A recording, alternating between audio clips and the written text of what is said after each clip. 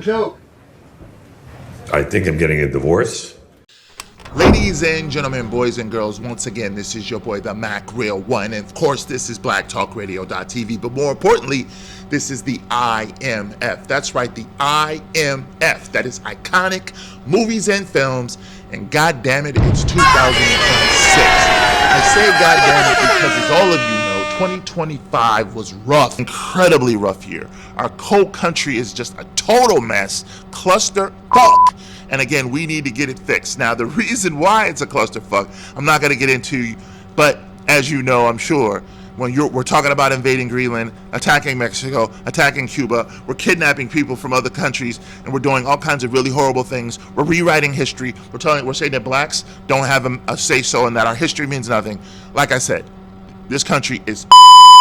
But on that note, the reason why we do these films and read these reviews is hopefully it will give you a little bit of peace, a little bit of grace. It'll make you feel a little bit better about what we're up against. So please, thank you so much. Thank you for tuning in. Please hit like, please hit subscribe. Help a brother, man. We're trying to grow this channel. This is year number 2. That's right, year number 2 for the Iconic Movies and Films. Now, on this note, the first film we're going to kick off 2026 with is a movie called Is This Thing On? Is This Thing On?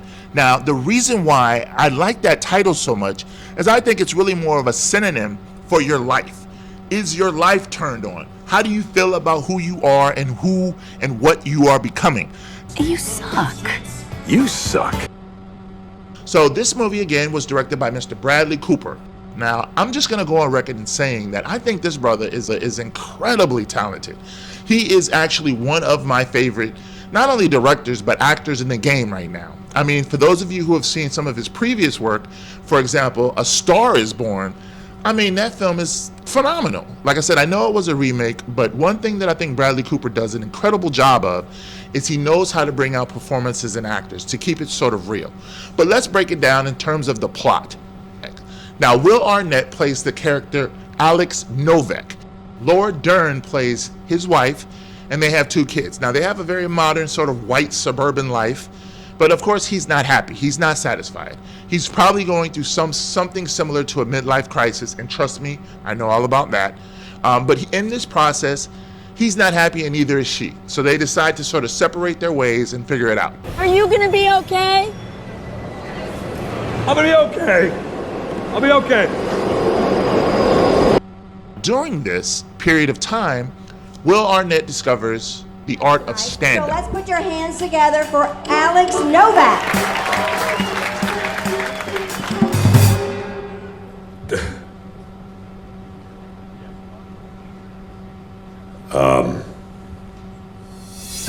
I think I'm getting a divorce. What tipped me off was that I'm living in an apartment on my own, and my wife and kids don't live there. That was probably the biggest clue. Probably should have paid attention. That's what she meant about not paying attention. Now, one of the things that I do like about this is they do focus on some of the day-to-day routines as what it takes to be a stand-up comedian, while delving into that life of what it means to sort of live, you know, that kind of dark and sort of fragile existence. And when I say fragile, we're all suffer from fragility, obviously, but to expose yourself to your real life struggles, to your real life problems, you know, it can be a very challenging but also liberating thing. And I do like the fact that the film focuses on that to a degree. Hey. Yeah. How come she didn't have to pay $15? She signed up for the open mic. Look at me. I kind of look like the guy who tells you the Ferris wheel doesn't work at the amusement park. I gotta date better men. My ex wouldn't let me touch his Magic the Gathering card. Man, I wish I had a punchline. Even though I know Will Arnett is an accomplished actor, for some reason I only think of him in that one show that he did, Arrested Development. Like, for some reason that character sticks in my mind. I'm in love with your brother-in-law. You're in love with your own brother? The one in the army? No, your sister's husband. Michael. Michael. No, that's your sister's brother. No, I'm my sister's brother. You're in love with me. Me. I'm in love with Tobias. My brother-in-law? I know it can never be, so I'm leaving. I'm enlisting in the army. Be with your brother. No!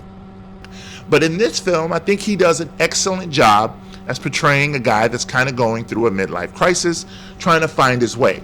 Now, again, I do want to stress that a lot of this, about this film that I like, is that it's really actor driven.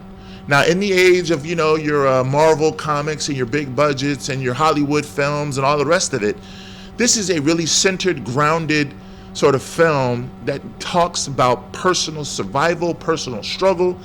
And I think Bradley Cooper does a tremendous job in bringing that out of all of the actors. So again, big ups to Mr. Bradley Cooper. Like I said, that dude, between his writing, between his directing, between his singing, like I said, if you saw him in A Star Is Born, the dude is an incredible singer. He can play instruments. He's also the voice in, Guardians of the Galaxy. He plays the raccoon. The dude is phenomenal, man. He is really a true talent, man. I've seen him play really conservative roles. SEALs. Yep, sea, air, and land. Well, I'm not much for the water, sir. No, well, say for the faint of heart, most men, they wash out, they quit. I'm not most men, sir. I don't quit. Then I've also seen him play really liberal roles. I think you don't really want to do this. You can do this, just focus. Don't listen to this maniac. Let's think this thing through. Finish him!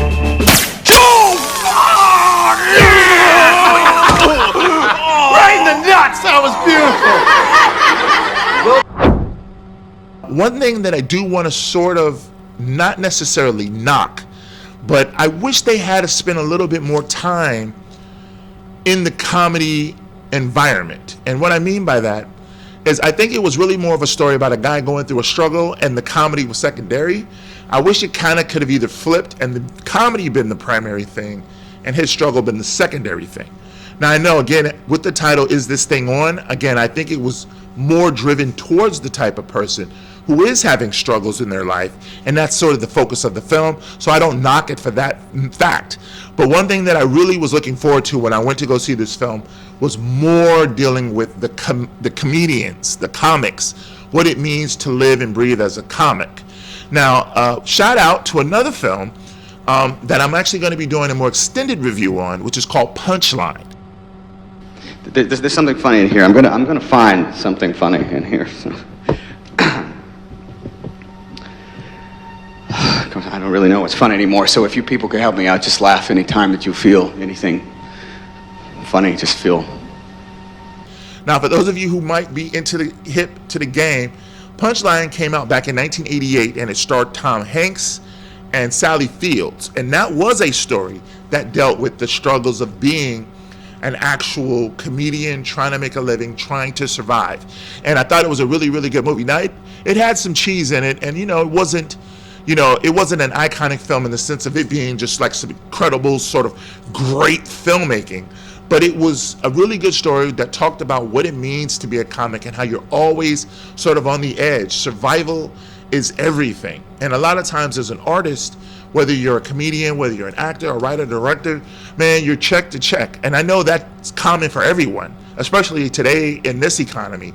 But as a comedian, you really have to love the art form in order to continue to do it, because literally, you will be eating top ramen noodles nightly.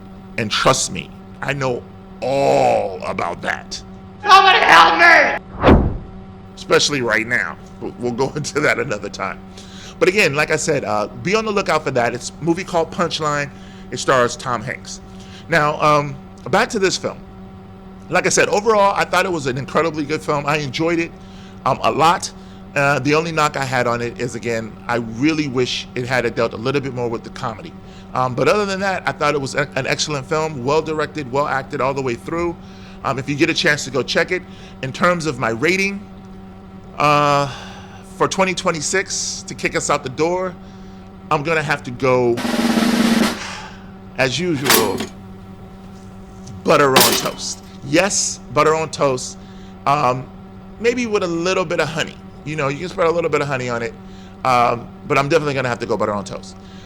Really good film. Way to kick off the year. I wanted to make sure I got this one in to get us started. So don't forget, this is the IMF. I, of course, am the Mac Real One. This is blacktalkradio.tv. Iconic movies and films coming at you in 2026. Love, peace, and hair grease. Hey, what up, man? How you doing? Can you see the light? Just get off, all right? Straight woman's experiences. There you go. Like, just talk to him. Have fun.